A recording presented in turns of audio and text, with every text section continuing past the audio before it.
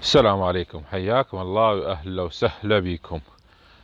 طبعا اخوان، هذا التصوير لاول مرة ينشر، لاول مرة انزل هذا التصوير لعشعش تصوير جوي في الدرون. طبعا اخواني المشترك يا ريت يشترك ولايك وحياكم الله. طبعا اخر فترة تراجع بالمشاهدات واللايكات وغيره، وانا صراحة قمت اتراجع يعني بتنزيل فيديوهات لانه ما في تفاعل قوي. طبعا اخوان، هذا هو عقبة عشعش او نزول عشعش او معروف بعشعش، طبعا احنا هيك نسميه. في هذا اول مرة بصوره. نحن في عنا هاي القاطرة اللي قدامكم مثل ما انتم شايفين، واقفين نحن 3 شاحنات عم نستنى هذا لا يطلع، بكونه ماشي بطيء لحتى بيطلع بيخلص طلوع راح نتحرك ان شاء الله. طبعا هاي اول سيارة تحركت، وانا راح اكون السيارة الثانية، وصاحبي راح يكون ايضا في السيارة الثالثة. طبعا اخوان، راح تكون ان شاء الله هاي الصورة واضحة، ولأول مرة ينزل على اليوتيوب تصوير بدرون. طبعا اخوان مثل ما انكم مشاهدين هاي الطلعات، فنحن طبعا فارغين. نحن دائما اخواننا بنروح على اليمن بنفضي الحمولة ونرجع فارغين، ما في شي نحمله من اليمن الا باستثناء الثلاجات. تحمل مثلا مانجا، موسم المانجا، موسم العنب، موسم البصل، الموز، احيانا السمك. بس سمك يكون يعني سيارات صغيرة واكثر شيء على السعودية. فمثل ما مشاهدين هذا التصوير بدرون نحن طالعين. طبعا نطلع نحن هاي طلوع اخوان ثاني رد درايف، ثاني سريع يعني عفوا ثاني بطيء مع رد درايف. هذا طلوع نطلع نحن، لانه اذا هدينا اقل من الثاني وغيره راح توقف السيارة وراح تزحط بسبب الحصى. فذاك نحن نختار، انتبه اخوان، ثاني رد درايف مع تشبيكة اول طاقة. السيارة 6 ويل طبعا تشبيكتين، فنشبك نحن اول طاقة ونطلع. فشوفوا مثل ما انكم مشاهدين طالعين هاي الطلعة. راح نوصل ايضا هاي السيارة قدامنا ماشية على 100 مهله، هو محمل حمولة خفيفة ولكن ماشي على مهله الرجال. فوصلناه راح نوقف. المشكلة وين؟ المشكلة الحين انا بس اوصل اوقف على الكوع راح تكون في عندي صعوبة في التقليعة بسبب الحصى والتراب الموجود، حتى لو سيارة 6 ويل.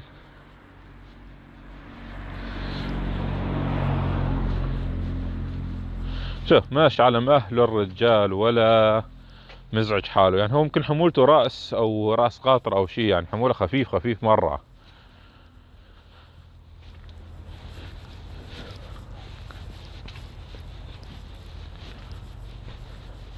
شوفهم هذا التصوير كيف يكون واضح وكيف تكون عشعش. طبعا في ناس تقول لك يا حسين انت لما نزلت ما استخدمت فرامل الماكينة. ليش ما استخدمت فرامل الماكينة انت نازل في عشعش؟ اخوان، فرامل الماكينة ما استخدموا ليش في النزول عشعش؟ طبعا لانه النزول ليس في سلال، لانه انت تلف يمين ويسار، فهذا الشيء بيأثر طبعا. طبعا اخوان شاهدوا هنا انا خلاص سيارة ما تقلع معي للاسف. لاحظوا خلاص عم بصور والسيارة هنا وقفت، صار في حصى. حطيت ايضا التشبيكة الثانية وللاسف ما راح يتقلع، قام يزحط. خلاص ودي ارجع للخلف مرة اخرى، برجع هذا الشخص اللي وراي وبرجع بسرعة شوي يعني عالية، مو سرعة كثير عالية. انه على الثاني بقلع على الثاني مباشرة بدون درايف، مع تشبيكتين. طبعا اول طاقة الثانية، وبس قلعت معي ولفيت الكوع برجع التشبيكة رقم 1. فلاحظوا كيف وقفوا، ما عاد فيني اطلع. حاولت يعني اكثر من محاولة ولكن خلاص سيارة بتزحط، مش ناوية تطلع بسبب الحصى مع لفة الكوع. بس لونها واقفة نعم على السيوي مثلا، مش انه لاف عن الكوع وواقف بتقلع معي. على كل حال راح ارجع هذا الشخص ان شاء الله، برجع للخلف وبرجعه برجع انا شوي بقلع مع التشبيكة الثانية ان شاء الله بتطلع مباشرة.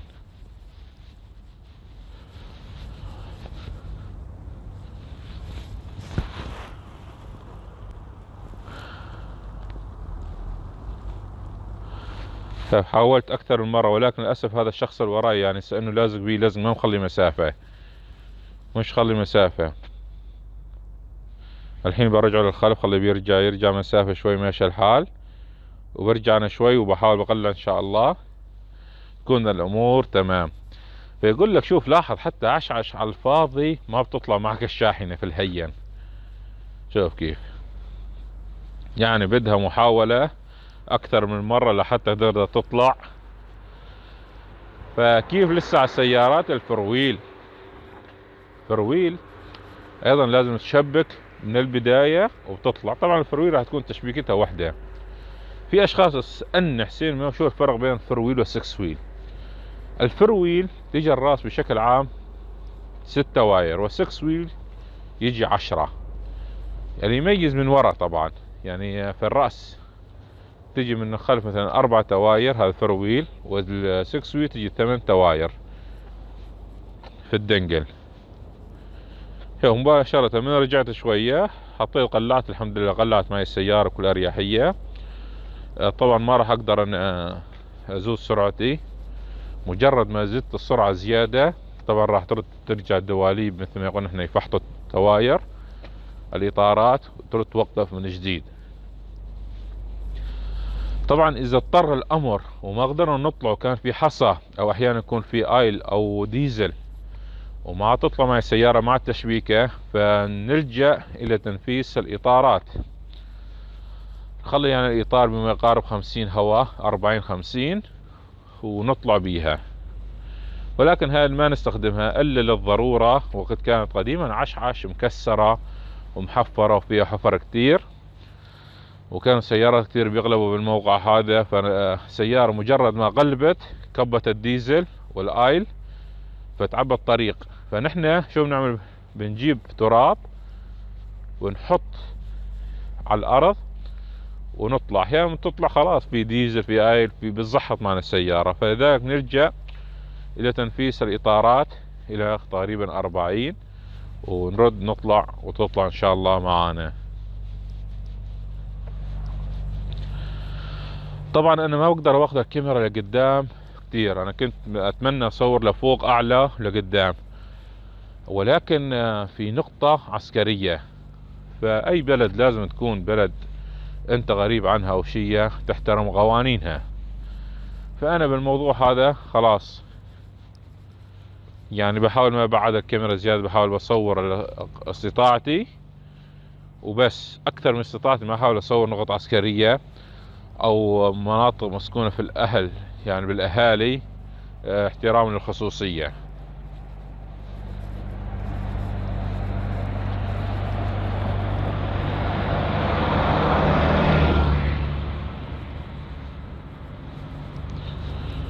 الحمد لله طلعت وامورها تمام. فالمحمل هنا مشكلة يعني الصراحة، اللي يطلع محمل بس المحمل ما بيزحط معه السيارة حتى اذا وقف، ولكن تغليعته بتكون صعبة عليه كتير يعني. ف ضل مستمر يعني، حاول النازل ايضا يوقف. طبعا نحن الاولوية، يقولون في ناس تسألني هذا فهمت عن الموضوع، صوت الباص. في ناس تسألني يا حسين شو الاولوية للنازل ولا الطالع؟ ايوه طبعا هنا الاولوية لازم تسبق بالموضوع. اذا انتو سيارتين، انتبه، محملات سيارتين، يعني انا بدي انزل وفي سيارة محملة تطلع، فانا لازم بدي انزل بشوف سيارة تحت، تمام، انا لي الاولوية. اذا انا محمل وهو محمل انا لي اولويتي في النزول. اذا انا محمل وسيارة فاضية تحت انا لي الاولوية في النزول ايضا. اذا السيارة تحت محملة والفوق فاضية الاولوية لمين؟ للسيارة المحملة طبعا، اذا كانت مثلا يعني ماسكة الطريق وماشية. فهذا الموضوع يرجع الى السائق. فانا لما اكون فاضي وبدي انزل واشوف سيارة عم تطلع طلوع بعرف حالي فاضي، اصولا بوقف لحتى تطلع السيارة وبعدين بنزل. فهذا الموضوع دائما لازم يرجع الى السائق هذا له. فإذا السائق طنش على الموضوع هذا وغيره، فهذا يعني شيء بيأثر على الطالع أو على النازل، يسبب خطر أكبر لمين؟ للشخص اللي يكون طالع وسيارة تكون محملة. سيارة تكون محملة احتمال بيروح معه البريك، احتمال يروح معه خرطوم هواء، احتمال يروح معه صباب تنفلت السيارة عليه. فأصلا احترام، يعني كل قدر الإمكان واحد يحترم السيارة الثانية إذا في الطلوع أو النزول أو محمل. طبعا هذا التصوير أيضا راح نشوف التصوير الثاني راح يكون أوضح إن شاء الله مثل ما انكم مشاهدين.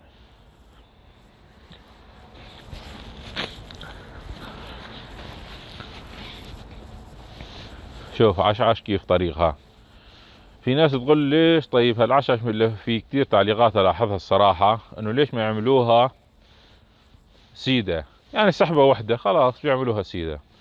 اخوان سيدة تنفلت معك الشاحنة، يعني هذا نزول قاسي ليس نزول هين او نزول خفيف او سلال خفيف، لا هذا نزول قاسي. اذا فلتها معك هاي الفلتة فلا ينفع معك بريك ولا ينفع معك شيء نهائيا، فذلك راح تفلت واحتمال تغلب السيارة مباشرة.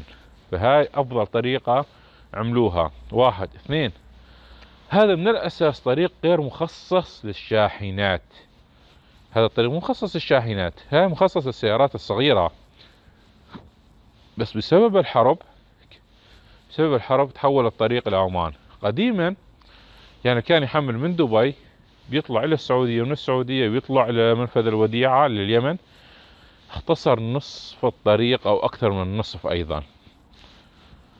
ولكن السعودية منعتنا ندخل ترانزيت الى اليمن، فلجأنا نطلع لعمان، ومن عمان نكمل باتجاه اليمن. فهذا الطريق كله كان بشكل عام. شوف هنا انا مشيت ايضا، انا كنت عم بصور، وبعد التصوير ايضا هاي في الطلعة كنت حاطط التشبيكة الاولى، ورجعت وقفت معي السيارة في هذا الفيديو الثاني. طبعا فيديوهات اثنين منعزلات، اول والثاني. هذا كنت لوحدي وهذا كانوا في معي شباب. فانجبرنا نروح على عشعش، ننزل عشعش وننزل السوم ونطلع بسبب الحرب والمشاكل. اما لو يفتحون طريق ترانزيت الى السعودية كان احسن لنا بألف مرة صراحة. كان طلعنا منفذ الوديعة، ومنفذ الوديعة الى العبر واحنا طالعين، اختصرنا تعب، اختصرنا طريق، اختصرنا عشعش، السوم، الاماكن هاي. شوف انا فكرة عم احاول اكثر من محاولة، بحاول برجع وبقدم ولكن بدون فايدة، بدون فايدة. انا كان في حصى كتير، كان في هنا سيارة في اثر ديزل، بسبب الديزل هذا حاطين حصى كتير، فهذا الحصى بلش يأثر علي انا الصراحة. بحاول حطيت تشبيكة الاولى والثانية بدون فايدة، فراح ارجع مسافة اطول وبحاول يعني بشبعها ديزل وبطلع هاي الطلعة. يعني الناس تقول لك شوف بالنزول صعب وفي الطلوع ايضا صعب، لا تفكر يعني حتى اذا فاضي انه خلاص نفذت، لا راح تواجهك طبعا صعوبة شوية، يعني اثناء الديزل، اثناء الحصى، اثناء سيارة بتحفر، هذا الشيء كله يأثر. نحن اكثر احيانا نكون محملين ونازلين يكون عندنا تنك الديزل فل، الاحتياطي راح يكون فل، ففي هذا النزول اكثرية الناس تكون الغطاوة عندهم يكون رايح فيها الربلة او تعبانة، فبهذا النزول يكون اثم تنك الديزل من الامام، فراح ينسكب الديزل. ينسكب وين؟ على هالطريق هذا، ومن انسكب بهدلنا لحتى نطلع. طبعا هاي المناطق الجبلية اللي حوالي عشعش مثل ما انكم مشاهدين كيف كلياتها، هاي بشكل عام. لاحظوا اخوان مناظر صراحة حلوة، وهذا الطريق الوحيد، يعني شوف ما في اي طريق ثاني نقدر نطلع منه. شوف هاي جبال اليمن.